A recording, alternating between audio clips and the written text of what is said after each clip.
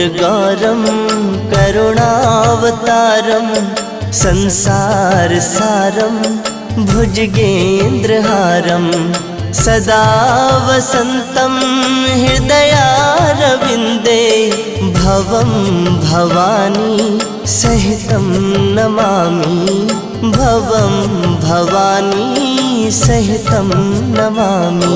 ॐ कर्पूरगौरं करुणावतारं संसारसारं